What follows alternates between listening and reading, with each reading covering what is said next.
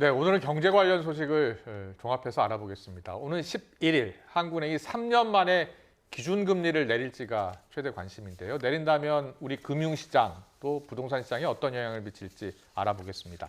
네, 오늘 물가도 알아보겠습니다. 특히 김장철을 앞두고 배추와 무 가격이 작년보다 큰 폭으로 올라서 언제 김장을 해야 하나 걱정이 크실 것 같은데요. 경제 관련 소식 오늘 손석우 경제평론가와 함께 짚어보겠습니다. 어서 오세요. 어서 오십시오. 안녕하세요. 안녕하세요. 네, 안녕하십니까. 지금 중동전 소식을 전해드렸는데 지금 우리나라 휘발유 기름값은 좀 안정세를 보이고 있는 거죠. 네, 한 2달여 정도 계속해서 떨어지고 있습니다. 예. 지난주까지 보면 이제 10월 첫째 주 기준으로 봤었을 때 휘발유값, 경유값 계속해서 10주째 지금 하락세이고요. 예. 휘발유 값은 이제 33주 만에 이제 리터당 1,600원대에서 1,500원대로 이제 진입을 했습니다. 예. 물론 지금 계속해서 중동 정세가 불안하긴 하지만 네. 지금 한 9월까지는 국제유가 시세는 중국이나 유럽 같은 경기 지표에 대한 부진을 더 크게 반영하는 모습이었고요. 예. 그래서 중동 정세가 좀 심상치 않게 돌아간다고 해서 하더라도 국제유가가 일시적으로 또 올랐다가 다시 70달러 아래로 떨어지는 이런 패턴을 반복을 했거든요.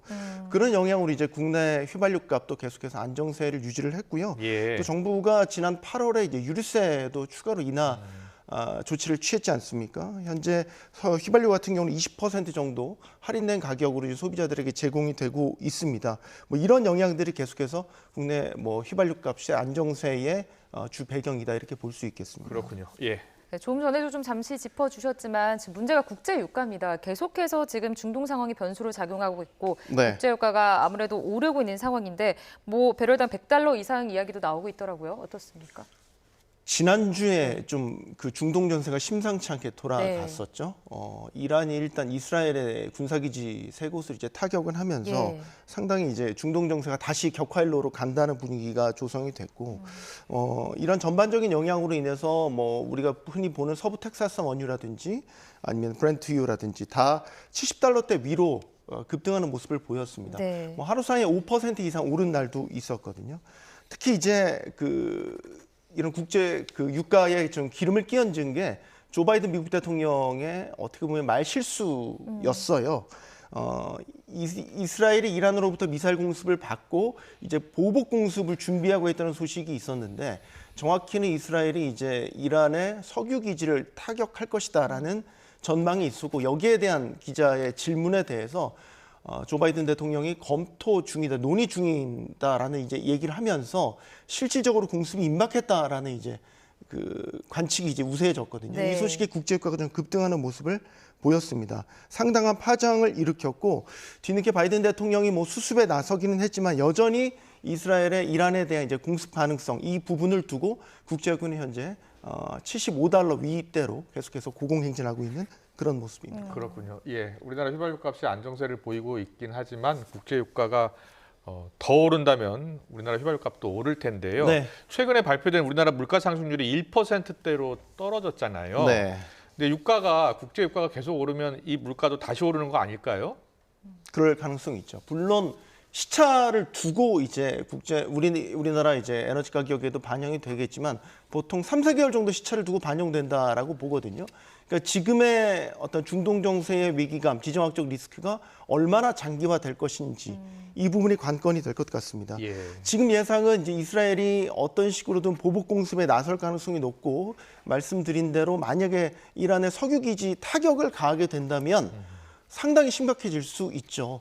일단은 이란 같은 경우는 국제 시장에서 원유 공급량이 한 3-4% 정도밖에 되지는 않지만 중요한 건 올해 들어서 원유 생산량을 급속하게 늘려왔습니다. 내부 경제 위기를 좀 타개하기 위해서 말이죠. 그리고 또 이란의 원유 같은 경우는 중국이 가장 많이 사들이고 있는 국가이기도 하고요.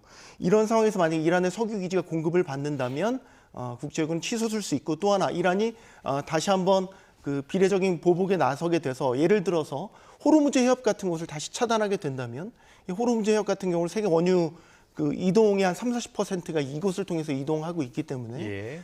국제유가에 상당히 큰 충격을 줄 수 있고 시차를 두고 이 국내 에너지 가격이 오른 데에도 상당히 많은 영향을 줄 수 있다라고 생각을 하고요. 네. 당연히 지금 물가가 지금 3년 6개월 만에 1%대로 내려간 상황이고 예. 내려간 주 원인을 보면 역시 에너지 가격이 지난 몇 달간 상당히 안정세에 있었기 때문에 그랬군요. 지금 예. 물가가 1%대로 내려갔기 때문에 어떻게 보면 안정세로 가고 있는 우리 물가에 지금 이런 국제사회의 흐름이 좀 찬물을 끼얹는 건 아닌가 걱정을 할 수 있을 것 같습니다. 그 물가 상승률이 아까 말씀하셨던 대로 3년 6개월 만에 지금 최저치를 기록했어요. 1.6%대로 하락했는데 김장철을 앞두고 또 김장 배추 한 포기의 가격은 10,000원을 육박한다 이런 소식들이 계속 들리고 있잖아요. 네. 현재 상황은 좀 어떻습니까? 지금 좀 네. 떨어진 상황이에요? 어제 제가 동네 앞 마트 가서 네. 배추값이랑 무값을 네. 좀 봤는데 조금 떨어졌더라고요. 떨어지긴 했어요. 지금 배추 한 통에 한 8,000원, 무 한 개에 한 4,000원 네. 정도 하더라고요, 가격이. 지난주보다는 확실히 좀 떨어진 것 같은데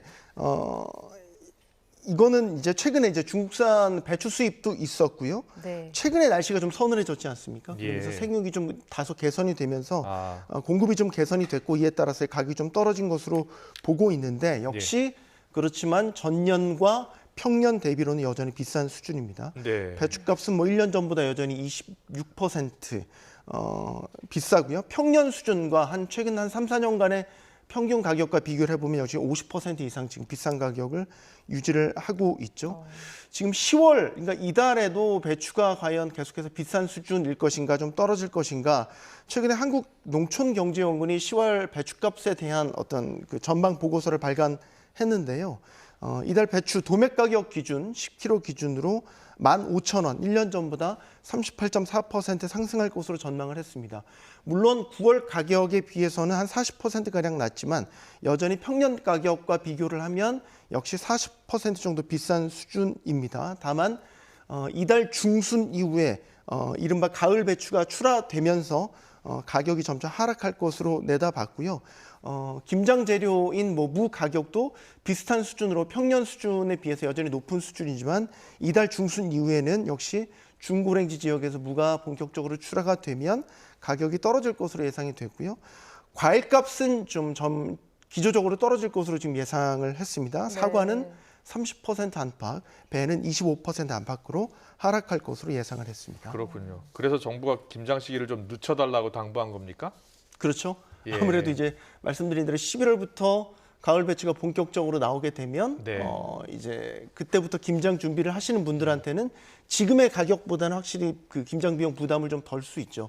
1년 전에 김장 비용이 보니까 전통시장에서 하게 되면 4인 가족 기준으로 35만 원, 마트에서 만약에 준비를 하시면 40만 원을 조금 넘는 수준이더라고요. 근데 이제 지금 수준 많이 올랐기 때문에 올해 김장 비용이 얼마나 될 것인가 이 부분에 관심들이 많으신데 적어도 1.5배, 1년 전보다 1.5배 정도는 더 김장 비용이 들 거라고 지금 전망이 되고 있어요. 근데 이제 기대한 대로 가을 배추가 좀 작황이 좋아서 공급이 좀 원활하게 된다면 가을 배추 가격 많이 떨어지고 김장 비용 부담도 좀 덜 수 있겠죠. 그렇군요.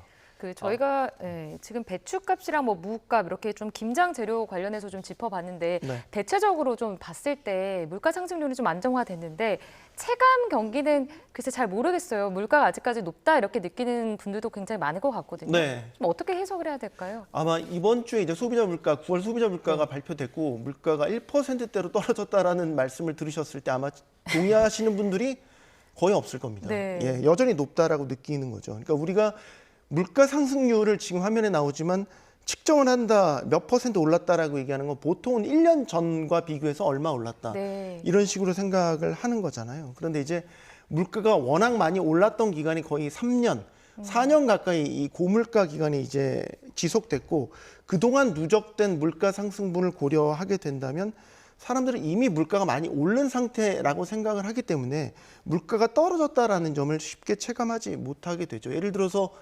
100kg짜리 등짐을 내가 등에 지고 있는데 네. 거기에서 한 5kg 정도 뺐다고 해서 가벼워졌다라고 생각하실 분들은 아마 거의 없을 거란 그렇죠. 말이죠. 네. 그리고 이미 한 번 오른 예를 들어서 어떤 상품의 가격은 물가가 예를 들어서 1%대로 떨어졌다고 해서 그만큼 떨어지거나 동결되기는 쉽지는 않습니다. 이미 한 번 오른 거는 더 오르면 올랐지 떨어지지 않거든요. 예를 들면 짜장면 값이 요즘에 한 8,000원 정도 해요. 네. 지금 물가 상승률 1%로 떨어졌다라고 해서 8,000원 밑으로 떨어진다거나 뭐 그러지 않거든요. 그렇죠. 더 오르면 올랐죠. 이런 부분들 때문에 여전히 체감 물가가 높다라고 생각을 하시는 것 같고, 그다음에 우리가 자주 구매하는 품목들이 여전히 떨어지지 않고 있죠. 우리가 앞서 얘기했던 배춧값, 묵값, 그리고 올 초부터 생각해 보면 각종 과일부터 뭐 매일 사 드시는 야채값 이런 것들은 계속해서 기후 변화로 인해서 물가가 상당히 비쌌잖아요. 네. 이런 부분들 때문에 여전히 내 주머니에서는 돈이 여전히 많이 나가고 있는데 왜 물가 상승률은 떨어진다라고 얘기를 하고 있냐. 거기서 괴리가 발생하는 거가 아닐까 싶습니다. 네.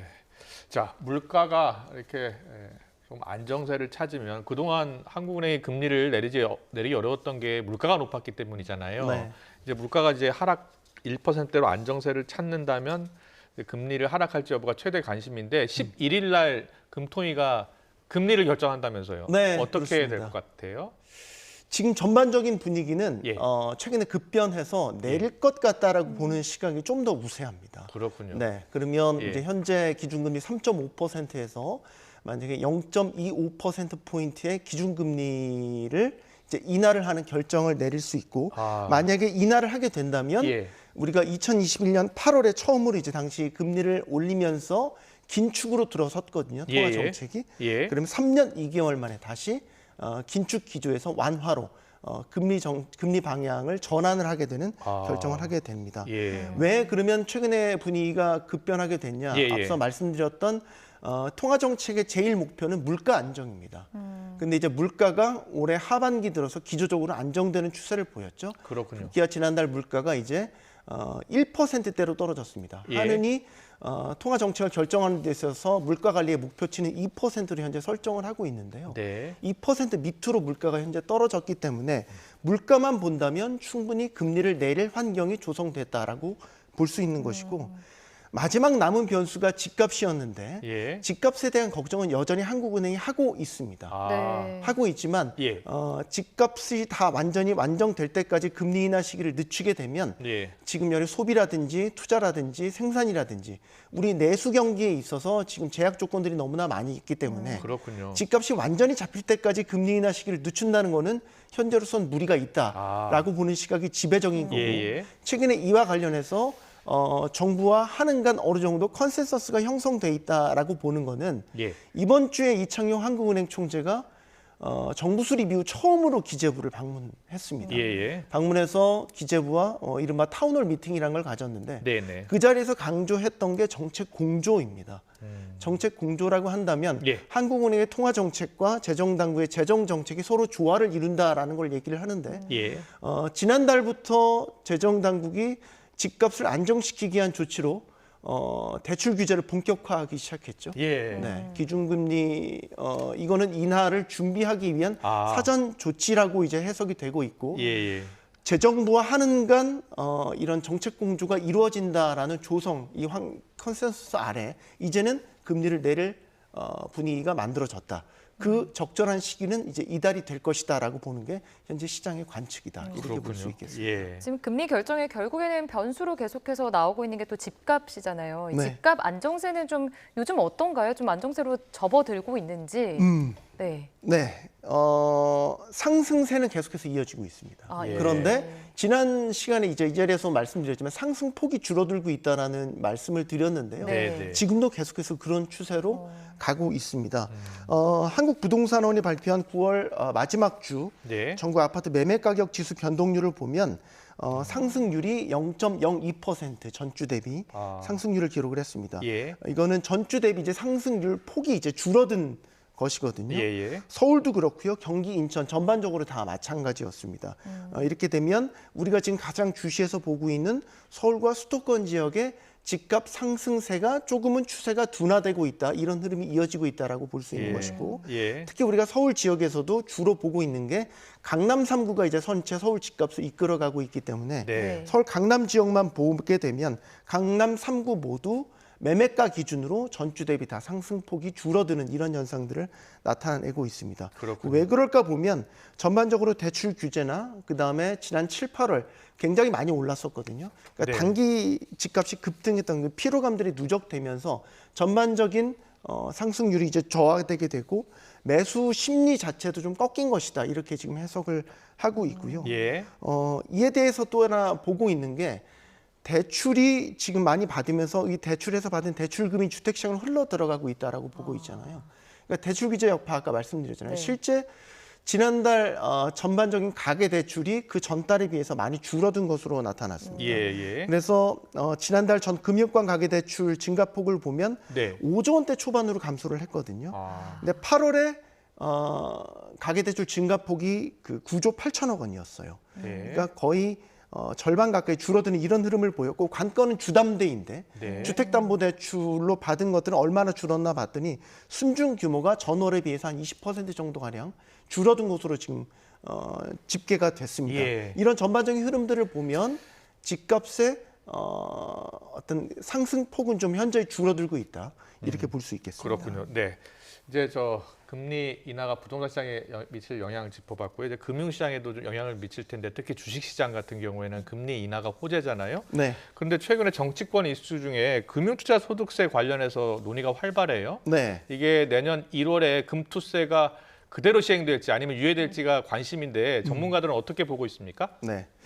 이번 주에 민주당에서 의원총회를 열어서 네. 이 금투세에 대한 당론을 결정하려고 했습니다. 예, 근데 의원총회에서 결국 결론을 내리지 못했습니다. 그랬군요. 네. 예, 그래서 지도부에 위임하기로 이제 결론을 내렸거든요. 예, 지금 민주당이 사실상 금투세 내년 1월 시행에 대해서 키를 쥐고 있는 건 예. 아시겠지만 다수당이기 때문이죠. 네. 그런데 이제 의원들 사이에서도 시행 그대로 할 것이냐, 아니면 예. 유예를 할 것이냐, 아. 아니면 아예 폐지를 하고 새 판을 짤 것이냐, 여기에 대한 경론이 오고 갔고 예. 여기에서 찬반 투표를 내리지 못할 정도로 의견이 팽팽했다. 그래서 결국 지도부에 위임하는 결정을 내렸고 시행이든 유예든 폐지든 각각의 이유들은 다 지금 있는 상태입니다. 그렇군요. 예. 이게 시장에는 계속해서 불확실성으로 지금 작용할 수밖에 없는 아. 그런 상황인 거고 예, 예. 결국 지금 민주당 지도부가 결론을 내야 되는 그런 상황이 맞습니다. 그렇군요. 그런데요, 지금 우리나라 주식시장이 전 세계 주식시장에 비해서 올해만 보더라도 상승률이 굉장히 낮잖아요. 오히려 하락한 종목들도 많고요. 네, 저 근데- 남미 국가보다 예. 수익률이 그런데 지금 떨어진다는 거죠. 금투세를 만약에 유예하거나 폐지한다면 주식시장에 긍정적 영향을 미칠 것 같습니까? 어떻습니까? 주가를 결정하는 건 굉장히 이제 복합적이잖아요. 네. 우리의 경제 펀더멘털도 반영을 하지만 그때의 전반적인 대내 경제 상황들이 이제 복합적으로 작용하는 결과이기 때문에 금투세만 가지고 이게 오를 거냐 내릴 거냐라고 이제 섣불리 판단하지 못하겠습니다. 하지만 이걸 전제로 했었을 때 예. 시장 상황의 흐름만 본다면 금투세와 관련한 불확실성이 주가에 분명히 마이너스적인 요소로 작용한 것은 분명합니다. 예. 가령 정치권에서 예를 들어서 금투세와 관련한 강경 발언이 나오면 여기에 대해서 곧바로 지수가 하락적으로 방향을 틀거나 아니면 낙폭을 더 키우는 이런 모습들을 나타냈거든요. 예. 수급적으로도 보면 우리 주식시장의 금투세와 관련된 불확실성이 주요 화두로 부상을 하면서 전반적인 주식 거래량이 많이 감소를 했어요. 예. 특히 개인 투자자들이 우리 코스피, 코스닥에서 떠나고 미국이나 다른 나라 증시에 많이 옮겨 타는 이런 모습들을 보였거든요. 예. 이런 것들의 전반적인 흐름을 보면 다 금투세에 대한 불확실성이 작용한 여파다라고 볼 수 있겠고 금투세와 관련해서 최근에 일반인 내지 전문가들을 대상으로 다수의 설문조사들이 다 진행이 됐었습니다. 예. 전반적인 결과는 금투세 도입에 대해서 반대하는 의견들이 다 우세한 것이 많았어요. 그렇군요. 그래서 예. 금투세 도입이 유예되거나 혹은 폐지가 된다면 예. 단기적으로 보면 투자자들이 조금은 세금 걱정을 덜게 될 수 있다라는 기대감, 또 하나 정책적 불확실성이 사라졌다라는 이런 안도감에 단기적으로 보면 호재로 작용할 가능성이 크다라고 볼 수 있겠습니다. 알겠습니다. 잘 들었습니다. 기준금리 3년 만에 과연 한국은행이 내릴지 여부 이번 주 11일 결정이 되고요. 또 금융투자소득세 유예 그리고 폐지, 존치 여부도 곧 결정이 날 것 같습니다. 여기까지 듣겠습니다. 지금까지 손석우 경제평론가와 함께 짚어봤습니다. 잘 들었습니다. 고맙습니다. 고맙습니다.